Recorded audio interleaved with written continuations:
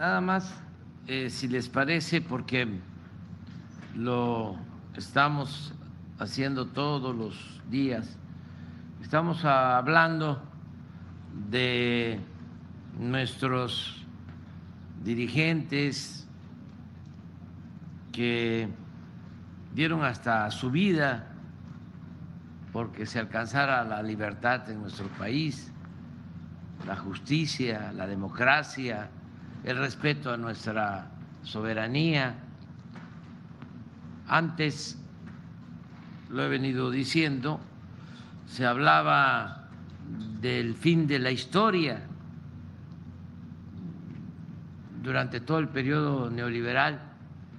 Se procuró que nos olvidáramos de nuestra fecunda historia política, de nuestro pasado glorioso, porque México se fundó hace miles de años y somos herederos de grandes civilizaciones que florecieron en todo el territorio nacional desde antes de la llegada de los europeos. Y de ahí viene lo que somos. Eso es lo que nos da identidad. Y eso también nos protege, porque por eso tenemos costumbres, tenemos tradiciones que no se tienen en otros países. Y esas culturas pues nos han protegido ante calamidades,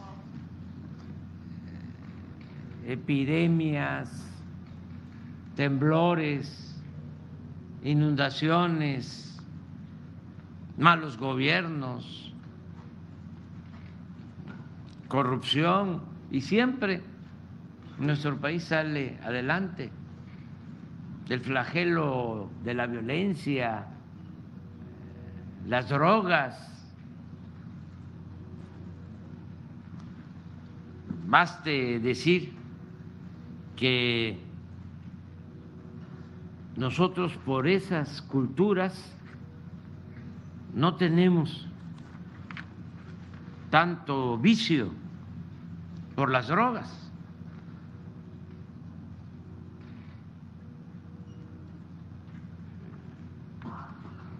Y la explicación tiene que ver con nuestro pasado,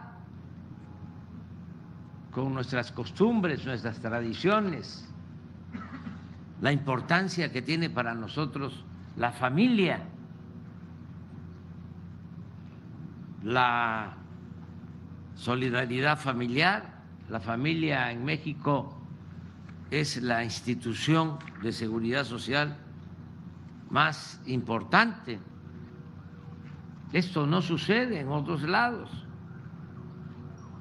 Nada más piensen cómo están padeciendo nuestros hermanos estadounidenses por el consumo de la droga, que es una pandemia, el consumo del fentanilo, que lleva a que pierdan la vida, muy lamentablemente, 100,000 jóvenes cada año. Y entre otros factores, nosotros consideramos que tiene que ver con el hecho de que los jóvenes tienen que abandonar a sus familias desde temprana edad, cosa que no sucede en nuestro país. Aquí son otras costumbres. Allá llegan a los 18 años y ya tienen que abandonar la casa, la familia. Siempre uso el ejemplo de cómo hace relativamente poco fueron unos padres, una mamá, un papá, a un juez a denunciar a un hijo porque había cumplido 40 años y no se iba de la casa, y el juez le dio la razón a los papás y se fue el hijo. Eso es muy raro en México. Comentaba yo también hace poco que comí con Cuauhtémoc Blanco y con la mamá hace como un mes que fui a Morelos y salió el tema y hablaba yo de eso y me hacía señas Cuauhtémoc que no tratara yo el tema porque él no está de acuerdo, porque son creo que 6 hermanos hombres y la mamá todavía tiene ahí a 2 de más de 40 y les llama mis bebés, y Cuauhtémoc pues está en desacuerdo con eso, pero así somos los mexicanos. Entonces, por eso tenemos que no dejar de conocer nuestro pasado, de sentirnos orgullosos de dónde venimos, de nuestros orígenes y también de nuestra historia política. Hoy quiero terminar de narrar lo que fue la vida, la obra de Francisco I. Madero, apóstol de la democracia. Ya ayer hablamos de cómo Madero, un hacendado, toma conciencia de que era necesario en México enfrentar a la dictadura porfirista, llama al pueblo a tomar las armas, aun cuando él era un hombre bueno, pacifista, y logra que en poco tiempo triunfe la revolución maderista. Se va al exilio Porfirio Díaz en 1911, ya de 81 años de edad, ya grande, y ya no regresa porque fallece en 1915 a los 85 años de edad en París, y ahí están sus restos. Hay quienes sostienen que se deben de traer sus restos porque pues fue gobernante de México por bastante tiempo, dominó cerca de 34 años, desde luego encabezó una dictadura, sufrió mucho el pueblo, hubo represión, aniquilamiento de comunidades, una guerra de exterminio contra los yaquis, asesinaron a 15,000 yaquis y hubo guerra contra los mayas, los mayos, y quizá los yaquis fueron los más afectados porque también los desterraron a trabajar como esclavos en el sur del país. Pero Porfirio Díaz tuvo al principio una acción destacada cuando la guerra de reforma y sobre todo cuando la defensa de nuestro país con la invasión francesa. Entonces, hay quienes sostienen que no fue mal gobernante. Yo respeto esa postura, nada más que no la comparto.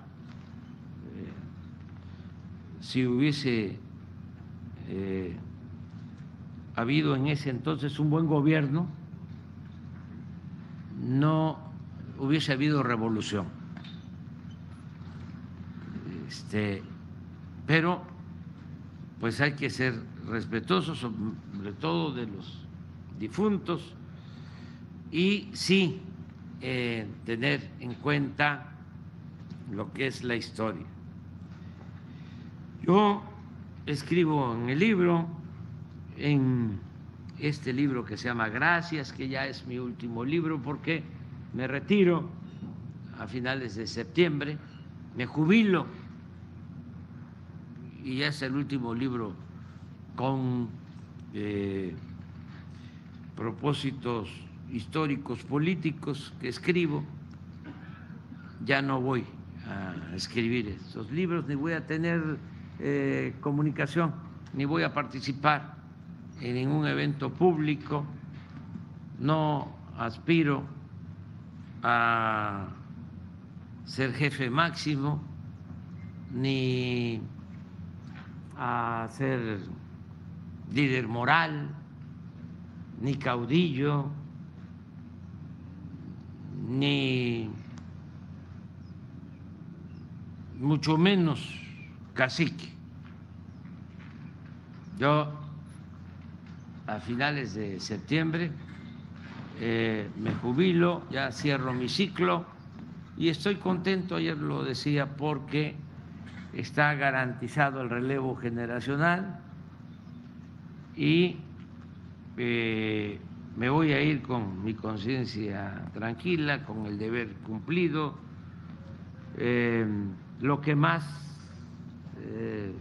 me satisface hasta ahora es lo que hemos logrado de reducir la pobreza y la desigualdad en nuestro país.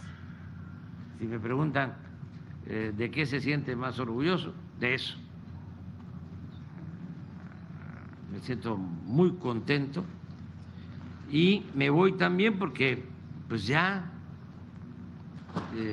es bastante tiempo, casi 50 años luchando por ideales, por principios, y no hay que sentirse insustituible y mucho menos caer en el necesariato, y también no tenerle mucho apego ni al dinero ni al poder, porque eso no es la felicidad. La felicidad, como siempre lo hemos dicho, es estar bien con uno mismo, estar bien con nuestra conciencia y estar bien con el prójimo. Madero era un hombre excepcional, por eso es el apóstol de nuestra democracia. La revolución maderista fue verdaderamente eficaz. En solo 6 meses, a partir del 20 de noviembre de 1910, cuando se llamó al pueblo a tomar las armas, se consumó el derrocamiento de Porfirio Díaz. De noviembre del 10 a mayo del 11. Una batalla nada más, importante, la de Ciudad Juárez. Hubo pérdida de vidas humanas, 14,000 hombres muertos en los campos de la revolución, solo 14,000 hombres, según estimó Luis Cabrera en septiembre de 1912.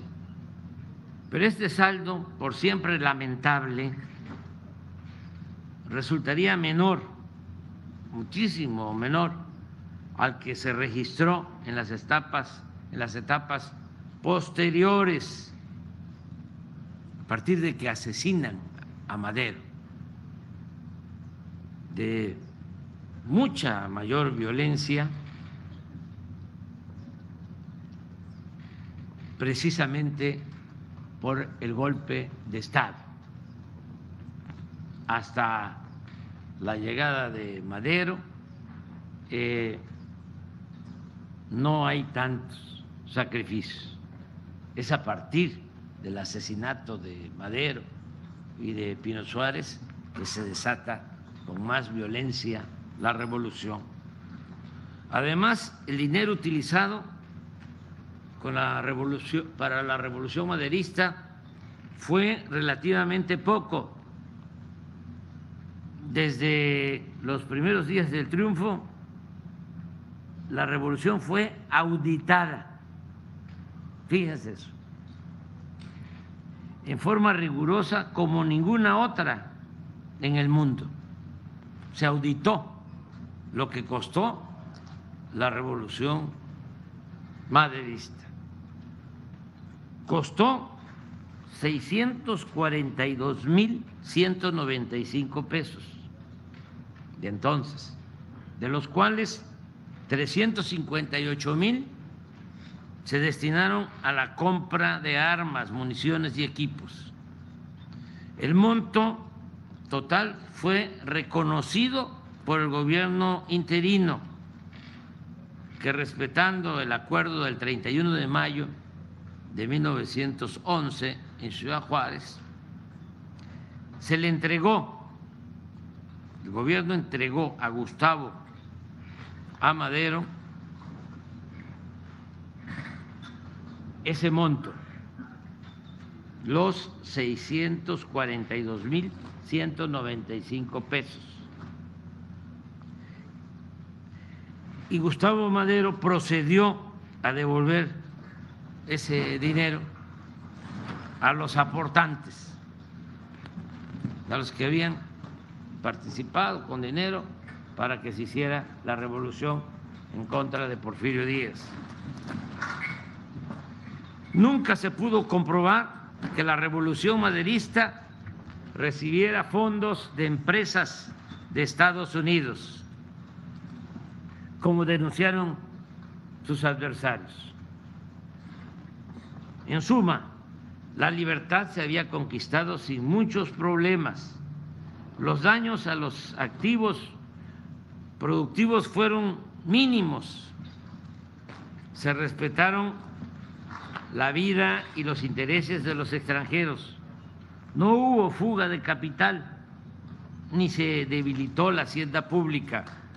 Un mes después de la entrada de Francisco I. Madero a la Ciudad de México, se informa que el corte de caja practicado en la Tesorería General arroja una existencia de 63,070,000 pesos, una vez cubiertos los gastos extraordinarios.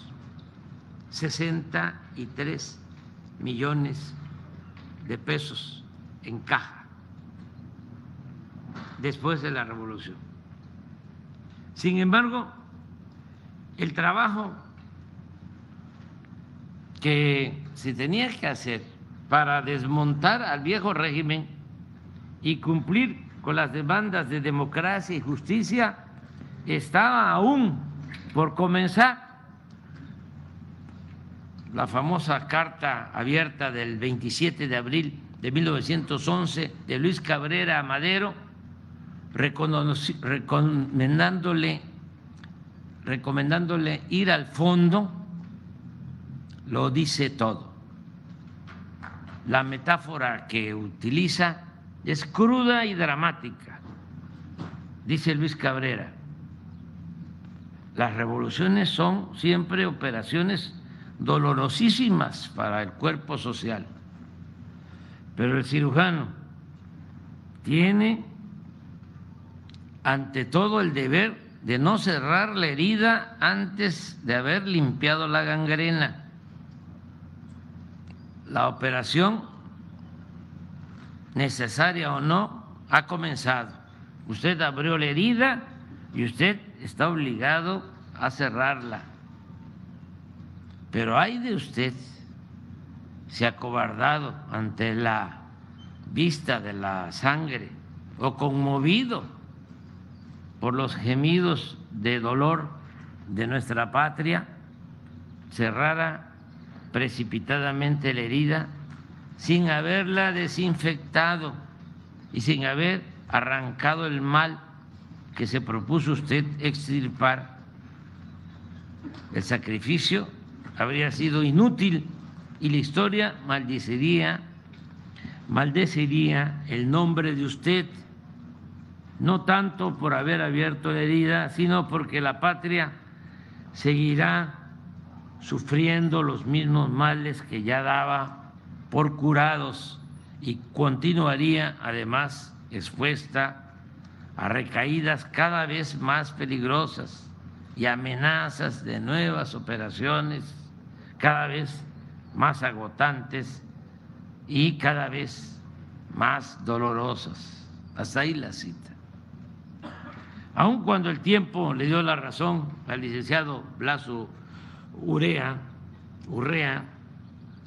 sinónimo de Luis Cabreras, en el sentido de que las rebeliones armadas se sucedieron una tras otra y nunca dejó de correr la sangre, la maldición no recayó en Madero, al contrario, y no solo por su sacrificio, sino por su proceder limpio y transparente como ser humano y hombre público. Madero ha sido juzgado por el Tribunal de la Historia y ha sido colocado en el lugar que le corresponde entre los grandes héroes de México.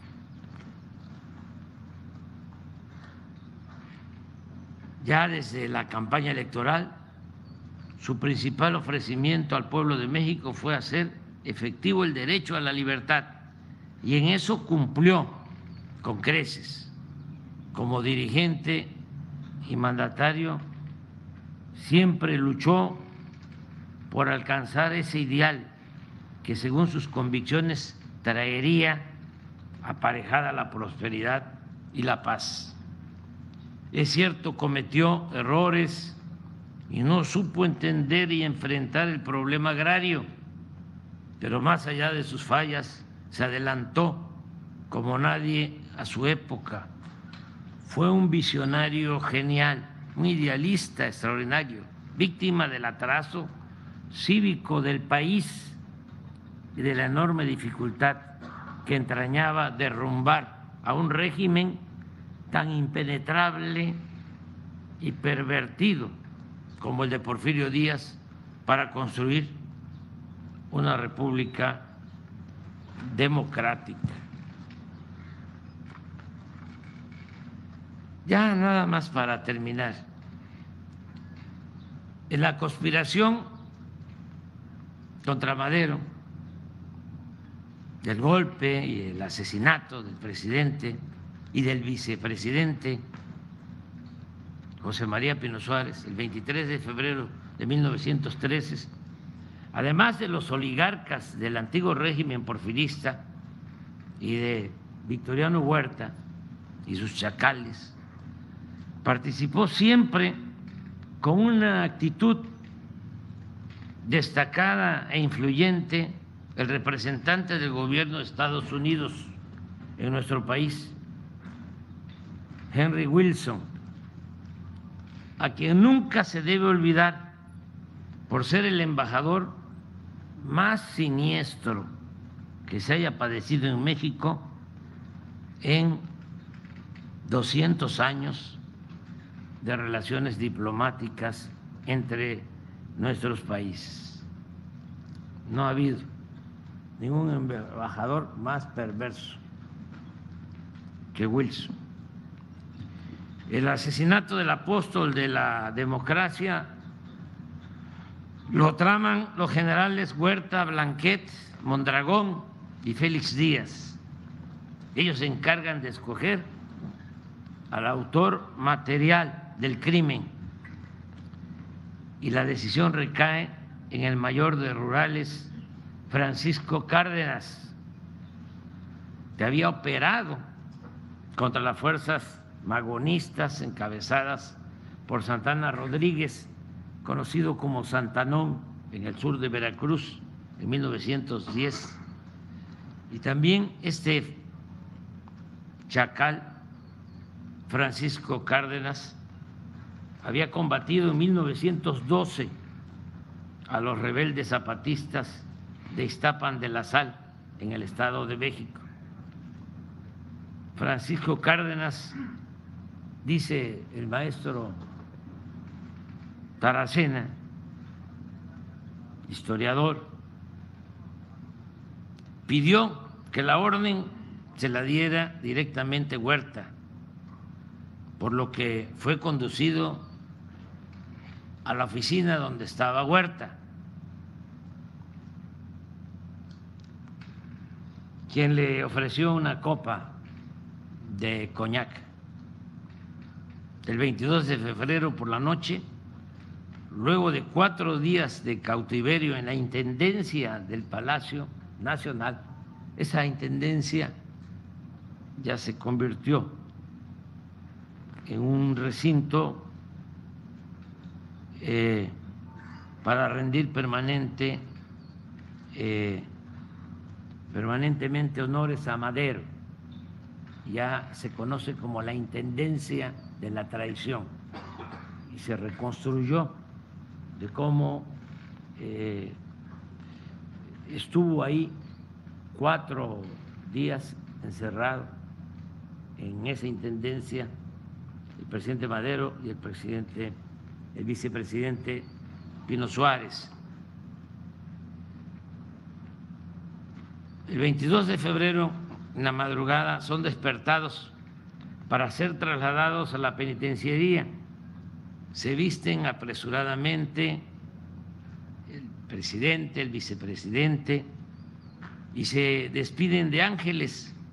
El general Felipe Ángeles estaba también con ellos, pero al general Ángeles no lo ejecutan. Con un adiós, mi general. Madero, Cárdenas y el cabo segundo de Rurales, Francisco Ugalde, suben a un automóvil tripulado por el señor Romero y Pino Suárez, sube a otro vehículo. Al llegar a la esquina oriente de la penitenciaría, Cárdenas le ordena a Madero que baje del auto y allí le dispara 2 tiros en la nuca, en tanto que Figueroa y Pimienta, tomando la detonación como señal, acribillan al licenciado Pino Suárez. Con estos cobardes asesinatos, como ya lo dije, inicia lo que unos días antes le había confesado José María Pino Suárez al embajador de Cuba, Manuel Márquez Starling, quien los acompañó una noche de las 4, fue a dormir con ellos y platicaron. El embajador de Cuba y José María Pino Suárez, vicepresidente, en lo que ahora, como ya les dije, es un memorial recordando a Madero y a Pino Suárez en esa llamada Intendencia de la Traición. Decía Pino Suárez en esa plática al embajador de Cuba: yo no creo, como el señor Madero, que el pueblo derroque a los traidores para rescatar a su legítimo mandatario. Lo que el pueblo no consentirá es que nos fusilen. Decía Pino Suárez acerca de la actitud que podía tomar el pueblo de México en ese entonces. Carece el pueblo de la educación cívica necesaria para lo primero, pero le sobra coraje y pujanza para lo segundo. O sea, no van a venir a pedir que nos liberen, pero si nos asesinan, el pueblo no lo va a permitir. Y así sucedió. Se cumplió la profecía y a partir de ese asesinato, el fuego de la revolución envolvió a todo el país y tardó años causando destrucción y desgracias. Nada más que esa revolución no fue en vano. Gracias a esa revolución se avanzó mucho, sobre todo en el terreno social, en la atención a los campesinos, en garantizar el derecho de la tierra a los campesinos, en mejores condiciones laborales para los obreros y en todo lo que tiene que ver con la justicia social. Esto es Madero. Mañana vamos a tratar lo que fue la actitud de Francisco Villa después del asesinato de Madero.